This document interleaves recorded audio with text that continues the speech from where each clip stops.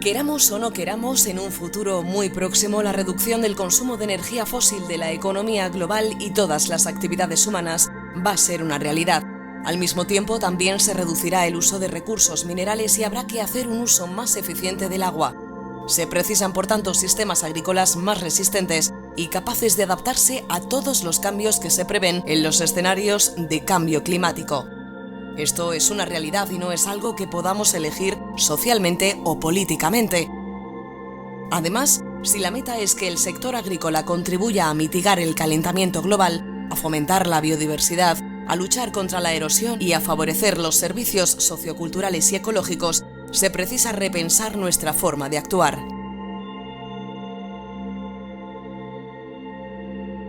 La Unión Europea ya ha planteado retos y estrategias a corto plazo para impulsar este cambio de modelo, tales como Green Deal, la estrategia de biodiversidad o la estrategia del campo a la mesa. Los objetivos son claros: garantizar la producción de alimentos saludables y asequibles, pero al mismo tiempo disminuyendo la huella medioambiental de los sistemas alimentarios, el empleo de pesticidas, herbicidas y fertilizantes, y mejorar la calidad y fertilidad de los suelos. La Unión Europea además está impulsando la iniciativa de Carbon Farming o cultivo de carbono. Este concepto plantea que los agricultores, además de producir alimentos, cosechen el dióxido de carbono de la atmósfera y lo almacenen a largo plazo en el suelo como carbono orgánico.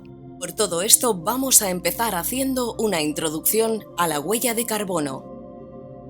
La huella de carbono es un concepto que se acuñó hace unas décadas y cuyo objetivo es hacer un balance de las emisiones de gases de efecto invernadero de un proceso productivo. Para el caso del olivar hay que medir la huella de carbono en la fase agronómica, es decir, las emisiones de CO2 derivadas de prácticas de manejo asociadas a la producción de aceituna, en la fase industrial en la almazara, donde tiene lugar la transformación de esa aceituna en aceite de oliva, así como en las fases de envasado y distribución.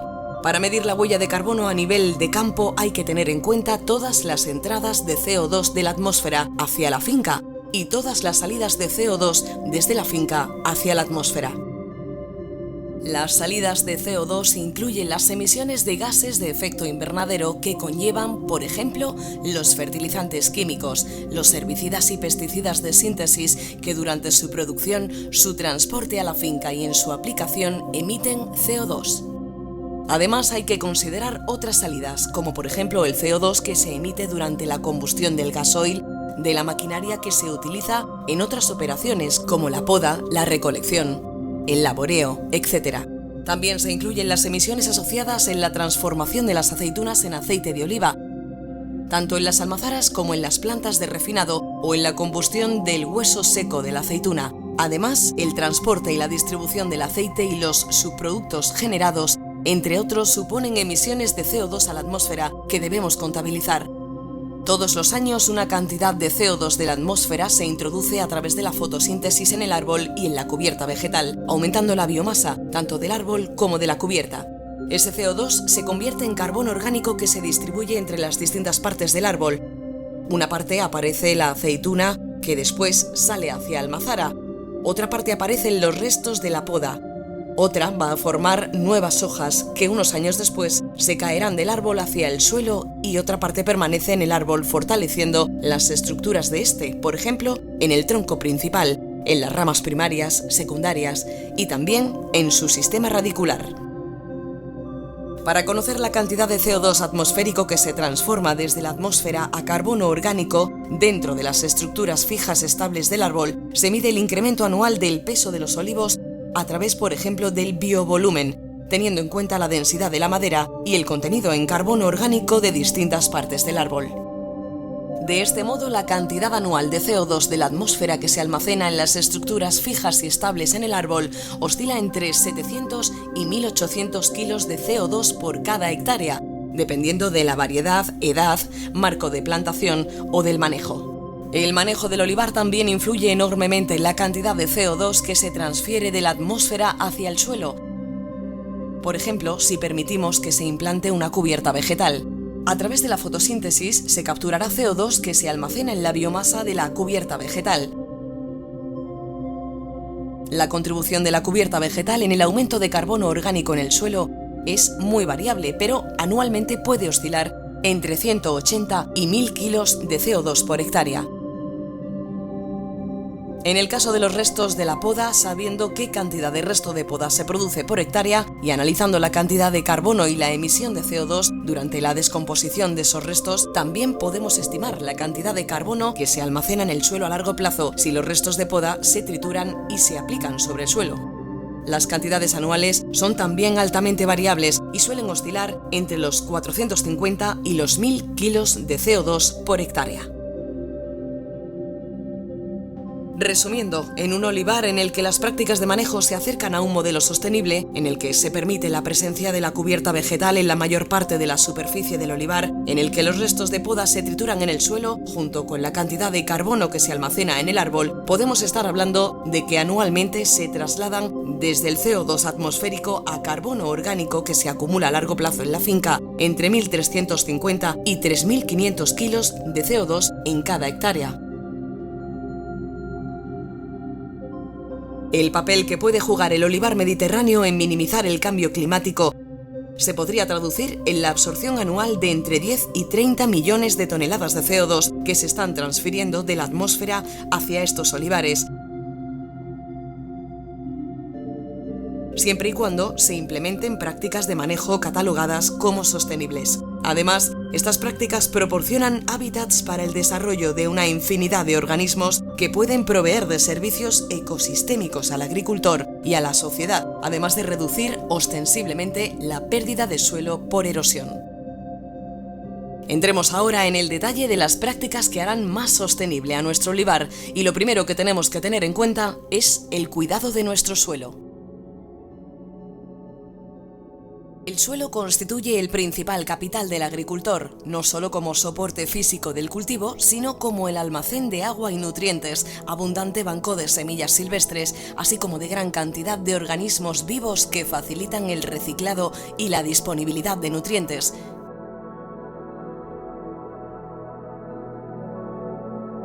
En los siguientes minutos os queremos facilitar un catálogo de buenas prácticas agrícolas para proteger y mejorar nuestros suelos. Denominamos cubierta vegetal al manto de hierbas que cubre el suelo rodeando los olivos. La cubierta aporta una enorme variedad de beneficios al cultivo y protegen a nuestro medio ambiente de forma decisiva. Suponen una importante fuente de nutrientes y materia orgánica cuando esta flora superficie muere y se incorpora al suelo. En el caso de las crucíferas, como los jaramagos, tan abundantes en nuestros olivares, extraen nutrientes de las capas profundas del suelo, como el potasio, que es un elemento muy demandado por el olivo. Por su parte, las leguminosas aportarán nitrógeno al cultivo, otro macronutriente de gran importancia. Los restos de gramíneas se incorporan a largo plazo en el suelo y, al tener raíces superficiales, no consumen agua de las zonas profundas. Las raíces de la cubierta vegetal mejoran la estructura física-química de los suelos, construyendo canales conductores de agua y aire en su interior. Por otro lado, favorecen la vida existente en el suelo y constituye un excelente hábitat donde encontrarán refugio y alimento un gran número de seres vivos que mantienen el equilibrio de nuestro olivar, como los insectos auxiliares que contribuyen a la prevención de plagas y enfermedades. Otro valor asociado está relacionado con la ganadería doméstica, fundamentalmente ganado ovino, equino y aves de corral que encuentran en las cubiertas unos pastos de gran calidad. Por su parte, el agricultor se beneficia con esta simbiosis de un mantenimiento de la cubierta mediante el consumo a diente y favorece la fertilización de sus suelos con los excrementos de los animales. La instauración de cubiertas vegetales constituye la medida más importante para la protección del suelo frente a la erosión, uno de los principales problemas del olivar en todo el Mediterráneo. Por un lado, protege el suelo del impacto directo de las gotas de lluvia que provoca su disgregación, y por otro limita la escorrentía de las aguas de lluvia al constituir una barrera física para el flujo de las aguas superficiales, aspecto crucial cuando existen pendientes, situación en la que se producen grandes cárcavas en nuestro terreno.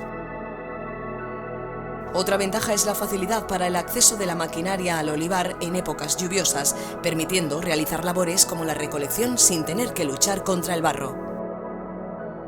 Como podemos apreciar, son todo ventajas, pero una de las principales preocupaciones de los agricultores que frenan el desarrollo de esta práctica se fundamenta en la competencia en cuanto a la disponibilidad de agua y nutrientes con nuestro cultivo. Por esta razón es fundamental tener un control adecuado de las cubiertas cuando finaliza la primavera, esperando que pasen las últimas lluvias que pueden aparecer hasta mediados de junio. Podemos realizar estas tareas mediante desbrozadoras mecánicas o con la integración de la ganadería, como hemos comentado antes. Entendemos que la mejor cubierta vegetal es la que crece naturalmente en nuestro terreno, pero desgraciadamente el uso continuado de herbicidas ha ido mermando los bancos de semillas naturales. En estos casos podemos pensar el sembrar nuestra cubierta con diferentes especies herbáceas. También existen cubiertas denominadas inertes, como las creadas a partir de los restos de poda y otros materiales que, aunque no pueden compararse con las cubiertas vegetales, son una buena alternativa para no dejar el suelo desnudo. La creación y mantenimiento de una cubierta con los restos picados de poda cumplen varias funciones esenciales para la buena gestión de nuestros olivares. Por un lado, aportan una protección del suelo frente a la erosión hídrica y disminuyen la velocidad de la circulación del agua en la superficie. Mejoran la infiltración del agua y disminuyen las pérdidas de agua por evaporación. Por otro lado, mejoran las propiedades físicas del suelo al descomponerse lentamente, aportando materia orgánica y mejorando la estructura en las capas más superficiales del suelo. Para el picado del ramón existen en el mercado un gran número de trituradoras o picadoras de los restos de la poda que actúan rompiendo ramas de un diámetro de hasta 10 centímetros. Actualmente todavía se sigue quemando este ramón, desperdiciando un recurso muy interesante, en la práctica quemando dinero y emitiendo dióxido de carbono a la atmósfera que podría quedarse secuestrado en nuestros suelos.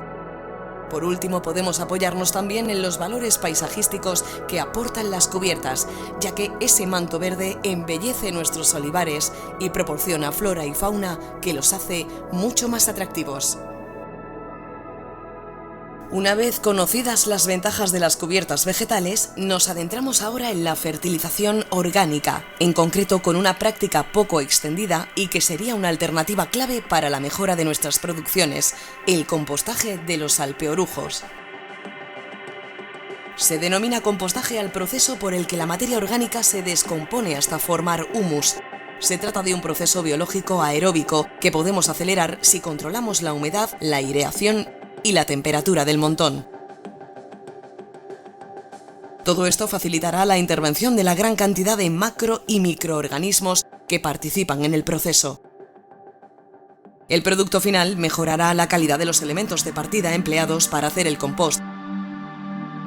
Se habrán eliminado los posibles elementos tóxicos, así como hongos y bacterias perjudiciales para las plantas.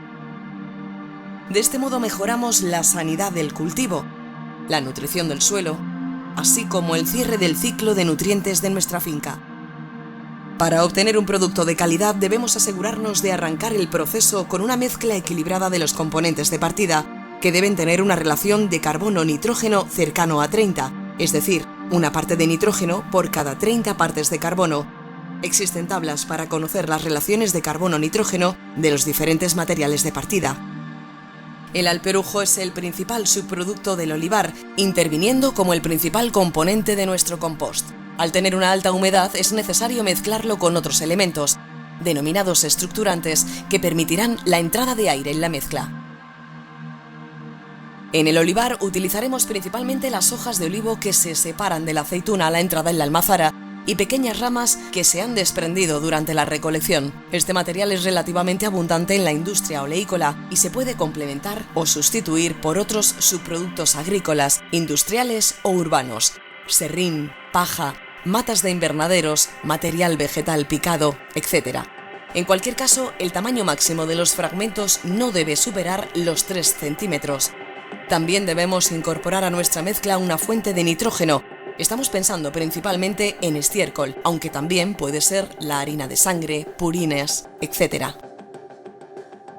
Como aproximación podemos pensar en una mezcla que contenga 75% de alperujo, 15% de estructurante y 10% de estiércol. Por último, incorporaremos compost de montones anteriores o suelo de bosque porque contienen parte de la microfauna y macrofauna que nos ayudará a la activación del montón. A efectos prácticos y siguiendo la normativa medioambiental, debemos contar con una superficie aislada del suelo que tenga una pendiente mínima para encauzar los lixiviados del montón hacia una balsa impermeable. También es aconsejable que esta superficie esté cubierta para proporcionar sombra y controlar las condiciones de humedad. Por otro lado, deberemos disponer de un punto de acceso de agua y un termómetro con sonda para controlar la humedad y la temperatura del montón durante todo el proceso. Para asegurar los volteos se utiliza una retroexcavadora, un tractor con pala o una volteadora industrial que atraviesa las pilas volteando y regando los componentes. Los montones tendrán una altura máxima de 3 metros y una base con una anchura máxima de 4 metros. Una vez mezclados todos los ingredientes por medios mecánicos para que queden perfectamente homogeneizados, notaremos una subida de temperatura debido a la activación biológica.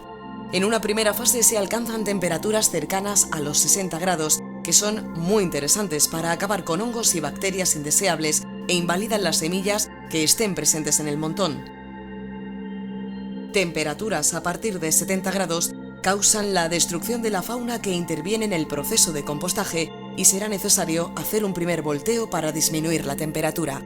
Como norma, el montón se volteará cada vez que la temperatura suba de los 70 grados y cuando baje de 40 grados, y deberemos asegurarnos de que contiene una humedad adecuada, en torno al 40-50%. Normalmente se riega durante el volteo para asegurar la humedad en todo el montón.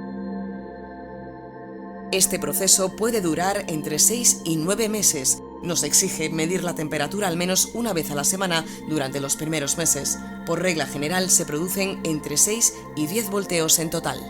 Solo en España se producen en torno a 7,5 millones de toneladas de alperujo cada año. Compostarlo e incorporarlo a nuestros suelos es esencial para recircular los nutrientes dentro del olivar y disminuir así la dependencia de los fertilizantes químicos de síntesis. Para que se hagan una idea, estos 7,5 millones de toneladas compostadas podrían llegar a suponer un aporte de 900.000 toneladas de carbono orgánico, 34.600 toneladas de potasio, 25.000 toneladas de nitrógeno, 2.400 toneladas de fósforo. Además, este aporte de materia orgánica procedente de la aceituna de la propia finca favorecerá la vida en los suelos con todos los beneficios que esto aporta: mayor retención de agua, disponibilidad de nutrientes bloqueados, mejora del crecimiento radicular, etc. Otro ejemplo, elevar el porcentaje de materia orgánica del suelo desde el 1 al 2,5% puede llegar a duplicar su contenido de nitrógeno total.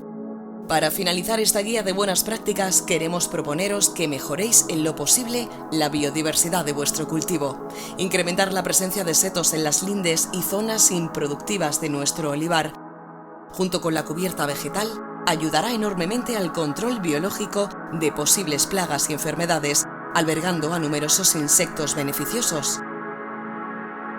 Por otro lado, la instalación de charcas artificiales, posaderos de aves, cajas nido y hoteles para insectos incrementarán la fauna en nuestra explotación con grandes ventajas y servicios a nuestro cultivo y al medio ambiente global.